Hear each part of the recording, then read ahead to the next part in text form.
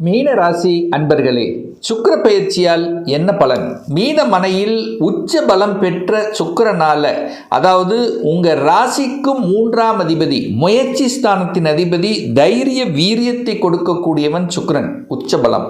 அதே சமயத்தில் 8க்குரியவன் அட்டமாதிபதியும் அதே சுக்கிரன் தான் உங்க ராசியில உட்கார்ந்துருக்கார். ஏற்கனவே உங்க ராசியில சனி பகவான் உட்கார்ந்துருக்கார். அப்போ 7.5 சனியில ஜென்ம சனியாக இருக்கிறீங்க.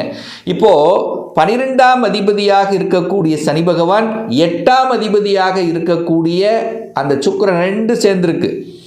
அப்போ நிச்சயமாக எதிர்மறை எண்ணங்கள், நெகட்டிவ் தாட்ஸ் நிறைய மீனராசி என்பவர்களுக்கு ஏற்படுத்தும். நெகட்டிவ்க்குள்ள போக வேண்டாம். இந்த காலகட்டத்தில் ஒன்று பாசிட்டிவ் உணர்வுகளை மட்டும் ஏற்படுத்தி கொள்ளுங்கள். ஏன்னா 3ஆம் அதிபதி 11ஆம் அதிபதி இணைகிறது அப்படின்னு வச்சுக்கோங்களேன்.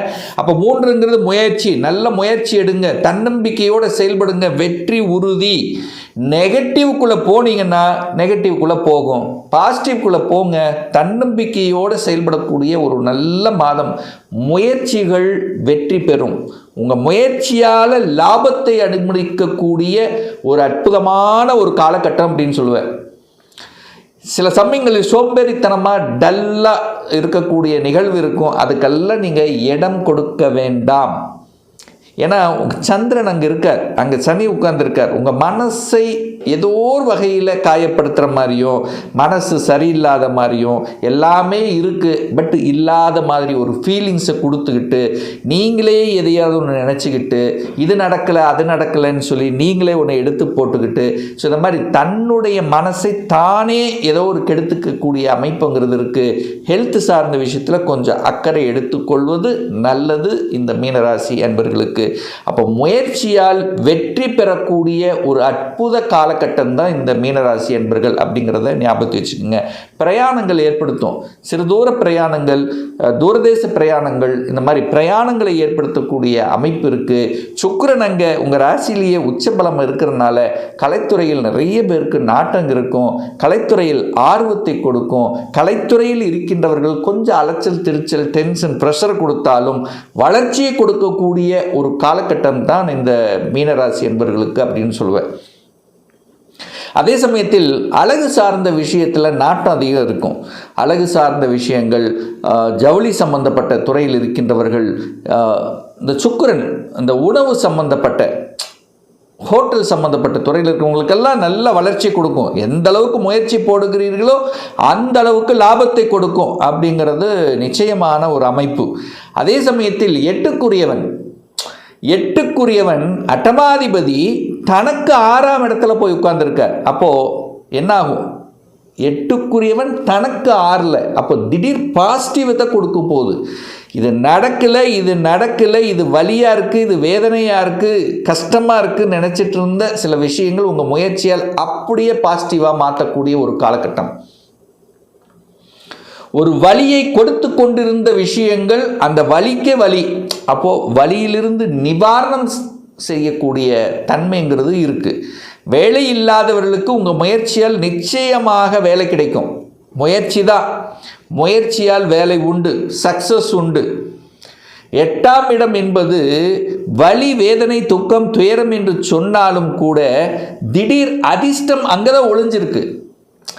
மறைபொருள் ஞானம் அங்கே தான் இருக்குது. யார் உங்களுக்கு கெடுத்து கொண்டிருந்தார்கள், யார் உங்களை துரோகம் செய்து கொண்டிருந்தார்கள், எல்லாமே இப்போ இந்த காலகட்டம் உங்களுக்கு வெளியில் காமிச்சிடும். அப்போது எதிரிகளை இனம் கண்டு கொண்டு அதற்கு தகுந்த மாதிரி செயல் திட்டம் தீட்டு வெற்றி அடையக்கூடிய ஒரு காலகட்டம் தான் இந்த மீனராசி என்பர்கள். அப்போ என்ன சொல்ல வரேன்னா, மனசை மட்டும் விட்டுறாதீங்க, தைரியத்தை மட்டும் விட்டுறாதீங்க, பாசிட்டிவ் உணர்வுகளை மட்டும் தூண்டுங்க. நிச்சயமாக வெற்றி உண்டு அப்படிங்கிறதுல எந்தவித மாற்று கருத்தும் கிடையாது. ஏன்னா உங்கள் ராசி அதிபதி இதுவரைக்கும் பார்த்தீங்கன்னா வக்ரமாக இருந்தார். இப்போ வக்ர நிவர்த்தி அடைந்து 8ஆம் இடத்தை பார்க்குறார். அப்போ என்னென்னா, நிறைய பேர் வெளி மாநிலம் வேலைக்காக வெளியூருக்கு செல்லக்கூடிய அமைப்புகள், சந்தர்ப்பங்களை உருவாக்கும். குரு 12ஆம் இடத்தை பார்க்குறார், 8ஆம் இடத்தை பார்க்குறார், 10ஆம் இடத்தை பார்க்குறார். ஒரு மாற்றம் உண்டு. வேலையில் எந்த மாற்றம் வந்தாலும் அதை அக்செப்ட் பண்ணிக்கோங்க. துறை ரீதியான மாற்றம், எந்த மாற்றம் வந்தாலும் அதை ஏற்றுக்கொள்வது புத்திசாலித்தனம் இந்த மீனராசி என்பர்கள். ஏன்னா எப்படி இருந்தாலும் எங்கிருந்தாலும் உங்களுக்கு ஒரு சாட்டிஸ்ஃபேக்ஷன் இருக்காது. ஏதாவது ஒரு அழுத்தம், ப்ரெஷர், அது இல்லை இது இல்லைன்னு ஏதாவது ஒரு குறை சொல்லக்கூடிய அமைப்புங்கிறத இருக்குது. நீங்கள் எப்படி தான் நல்லது செஞ்சாலும் நல்லது செஞ்சேன்னு சொல்கிறதுக்கு ஆள் இல்லை. ஏதாவது ஒரு குறை சொல்லி கொண்டு ஏதோ ஒரு டெம்ப் பண்ணக்கூடிய அமைப்பு இருக்கிறதுனால தேவையில்லாத இல்லை ரொட்டீன் என்ன இருக்கோ அதை செஞ்சுட்டு அப்படியே போயிட்டுருக்கலாம். மாதமான சம்பளம் வருதா ரைட் அப்படின்ட்டு போங்க. அழுத்தம் ப்ரெஷருக்கு ஆட்பட வேண்டாம். வேலையை அவசரப்பட்டு கோபப்பட்டு விட்டுற வேண்டாம். ஏன்னா 8ஆம் அதிபதி அங்கே உங்கள் ராசியில் உட்கார்ந்துருக்காரா, டக்குன்னு கோபம் வந்துடும். என்ன நடக்கும்? திடீர்னு கோபம் வந்துடும். அப்போ திடீர்னு வேலை விட்டுருவீங்க, யோசிக்கவே மாட்டீங்க. ஸோ அதை மட்டும் செய்யாதீங்க இந்த மீனராசி என்பர்கள். ஏன்னா யோசிக்க மாட்டேங்கிற காரணம் சந்திரன் மறைக்கப்படுகிறது. அப்போ உங்கள் மனசை மறைச்சு உங்களுக்கு தெரியாமலே எதையாவது செய்யக்கூடிய தன்மை உருவாக்கிறோம். அப்போ மீனராசி என்பர்கள் ஒன்றை மட்டும் ஞாபகத்தில் ஸ்ட்ராங்காக வச்சுக்குங்க. இந்த காலகட்டத்தில், இந்த ஜென்ம சனி காலகட்டத்தில் வேலையை மட்டும் எக்காரணத்தை கொண்டும் விட்டுற வேண்டாம். அப்படியும் மாறணும் அப்படின்னு முடிவெடுத்து விட்டால் இன்னொரு வேலையை அமைத்து விட்டுத்தான் மாறணுங்கிறத மனசில் நல்ல கெட்டியாக ஆணித்தரமாக பதிய வைத்து கொள்ளுங்கள். மாற்றம் கிடைக்குமா சார்? மாற்றம் உண்டு, முயற்சியால் மாற்றம் உண்டு. எனக்கு குரு 10ஆம் இடத்தை ராசி, நீங்கள் பார்க்குறீங்க 10ஆம் இடத்தை பார்க்குறீங்க, எனக்கு பிடிக்கல ஏதோ மாறணும், மாற்றிக்கிங்க. ஆனால் இன்னொன்று அமைச்சுக்கிட்டு மாற்றிக்கிங்க. இதை மட்டும் உறுதியாக வைத்து கொள்ளுங்கள். சார் திடீர் ப்ரமோஷன் கிடைக்குமா? நிச்சயமாக உண்டு, அதில் மாற்று கருத்து இல்லை. 8ஆம் அதிபதி உச்சம், கிடைக்கலன்னு நினச்சிட்டு இருந்ததெல்லாம் கிடைச்சிரும், திடீர்னு தான் கிடைக்கும். இந்த மீனராசி என்பவர்கள் அன்எக்ஸ்பெக்டடாக தான் நடக்கும். குழந்தை பாக்கியம் இல்லாதவர்கள் குழந்தை பாக்கியம் கிடைச்சிரும். சரி, ஜென்ம சனிக்கால திருமணம் நடக்குமா? திடீர்னு திருமணம் நடக்கும், திருமணமும் நடக்கும். கலத்திரக்காரகன் உச்சபலம் அல்லவா, கலத்திரக்காரகன் வலுவை பெறுகிறார் அல்லவா. அப்போ திடீர்னு திருமணம் நடக்கக்கூடிய அமைப்புகள், இப்படி திடீர்னு நடக்கக்கூடிய வாய்ப்புகள் சந்தர்ப்பங்களை உருவாக்கும். இதில் மாற்று கருத்து என்பது இல்லை. இந்த சுக்கிர பகவான் பார்த்தீங்கன்னா உத்திரட்டாதி நட்சத்திரத்தில் செயல்படுறார்.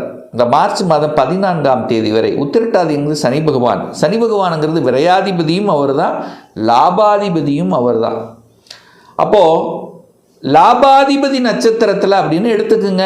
உங்களுக்கு இந்த காலகட்டத்தில் பணமழை குடிக்கக்கூடிய, அதாவது பொருளாதார ஏற்றத்தை தரக்கூடிய அமைப்பு இருக்குது. பொருளாதார ஏற்றமும் உண்டு, செலவும் உண்டாகும், விரயமும் உண்டாகும். விரயத்தை சுப விரயங்களாக கன்வெர்ட் பண்ணிக்கிங்க. சுப விரயங்கள் என்ன? ஒரு வீடு வாங்கிறது, ஒரு இடத்த வாங்கிறது. ஸோ இந்த மாதிரி நல்ல விஷயமாக செயல்படுத்தி கொள்ளுங்கள். அப்படி இடத்த வாங்குறது, நிலத்தை வாங்கினாலும் டாக்குமெண்ட் பர்ஃபெக்டாக இருக்காங்கிறது செக் பண்ணிக்கிங்க. புதனோட ராகு சேர்ந்துருக்கு. ஸோ இப்படி இடம் நிலம் சார்ந்த விஷயங்களில் விரயத்தை ஏற்படுத்தி கொள்ளுங்கள். உங்கள் குழந்தைகளுடைய படிப்புக்காக செலவுகள். ஸோ இந்த மாதிரி சுப விரயங்களாக நீங்கள் செலவு செய்து கொள்ளலாம் இந்த காலகட்டம். ஆனால் தேவையில்லாத ஒரு சொந்த தொழில் செய்கிற, பணத்தை போடுற, பணத்தை மற்றவங்களுக்கு கொடுக்குற, ஒரு ஜாமீன் கையெழுத்து போடுற, இதெல்லாம் தான் யோசிக்கணும். மீனராசி என்பர்கள் யோசிக்கணும்.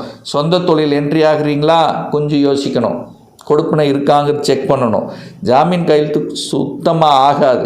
பணத்தை எங்கேயாவது கொடுத்தீங்கன்னா ரிட்டன் வராது. நெகட்டிவ் விஷயத்துக்குள்ளே போகாதீங்க. வம்பு வழக்கு கோர்ட்டு கேஸ் இந்த மாதிரி நெகட்டிவ் விஷயத்துக்குள்ளே போகக்கூடாதுங்கிறத ஆழமாக மனதில் பதிய வைத்து கொள்ளுங்கள். இந்த சுக்கிர பகவான் பார்த்தீங்கன்னா அடுத்து ரேவதி நட்சத்திரத்தில் பிரயாணம் பண்ணுறார். ரேவதி அப்படிங்கிறது புதன் பகவான் நட்சத்திரம். புதனுங்கிறது யாருன்னா 4க்குரியவன், சுகம் சார்ந்த விஷயங்கள், சுகத்தை தரக்கூடியவன், திருமணஸ்தானத்தின் அதிபதி. அப்போது இந்த நட்சத்திரத்தில் பிரயாணம் பண்ணக்கூடிய இந்த காலகட்டங்கள் 7ஆம் அதிபதி 8ஆம் அதிபதி கனெக்ட் ஆகுது. ஏன்னா சுக்கிரன் 8ஆம் அதிபதி, புதனுங்கிறது 7ஆம் அதிபதி. அப்போ 7, 8 கனெக்ட் ஆகுது. அப்போ கணவன் மனைவிக்குள்ளே கொஞ்சம் அனுசரித்து போகணும் என்பதை மைண்டில் வச்சுக்கோங்க. விட்டு கொடுத்து போகணும். தன்னுடைய குடும்பம் என்கின்ற எண்ணத்தை உருவாக்கணும்.